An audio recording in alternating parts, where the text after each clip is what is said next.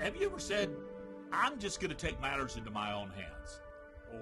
Well, I have, and usually that decision turns out poorly. When I say I can do it myself, I usually make a mess of things. Like, I remember Terry and I bought a house in Jacksonville, and I said, it's a fixer-upper, I'll fix it up. Boy, it was a money pit, and mostly because I'm an idiot. That's kind of how it works. But I can have the same attitude with God. I can listen to his promises. Then I can say, you know what, God, you're slow here, so I'm just going to expedite things by doing things my own way. Now, this is taking the weekend with you. Last weekend, we talked about Genesis 15 and the promise of God and the 25-year delay between the announcement in 15 and the birth of Isaac 25 years later.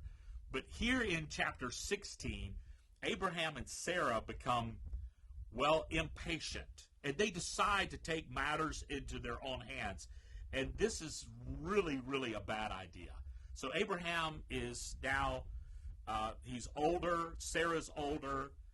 So Sarah makes a proposition to Abraham. And I think this, y'all, this is just conjecture on my part. I think Abraham and Sarah's marriage was really, really, really strained. Really, really strained. And let me tell you why. Because Abraham pimped her out to Pharaoh. And I think that messed them up.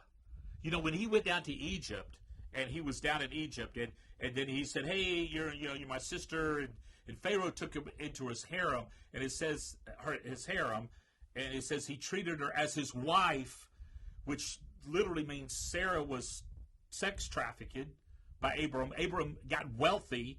I think they were strained. Another thing I can tell you, I think they were strained. When Sarah died, Abraham and Sarah were not living together. They were in separate cities. So they had a strained relationship.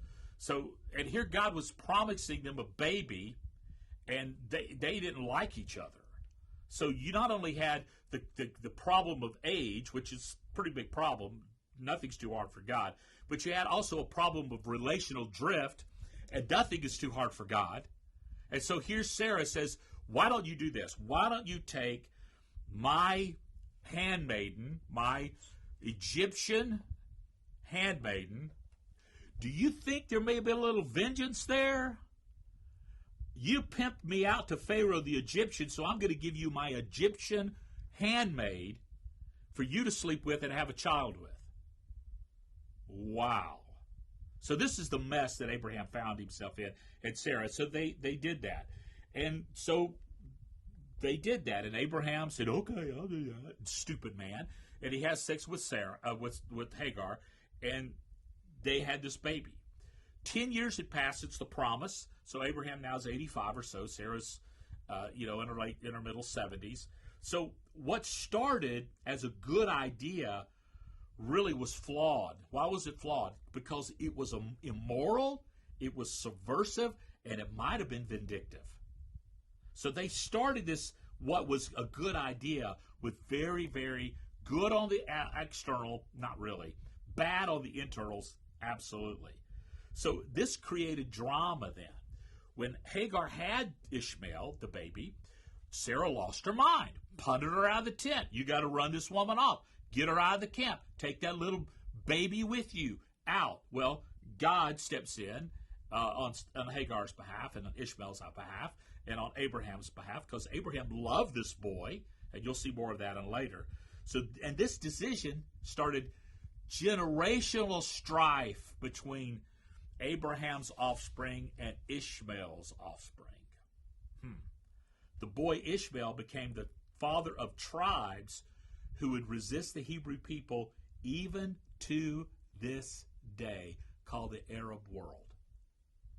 God comes back to Abraham 14 years later after the fact and reminds Abraham that he was going to keep his promise through Sarah. Abraham's 99, Sarah's 90, and so God comes through for them. Now I want you to contemplate on that this week, to look at it. Are you taking things into your own hands? Are you, the promises of God, are you pushing them forward in your agenda? Or you're waiting on the Lord?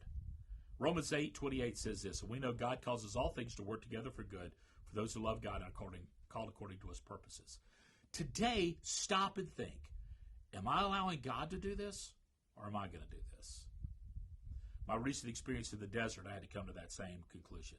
Am I going to do this, or is God going to do this? I hope this helps as you take the weekend with you.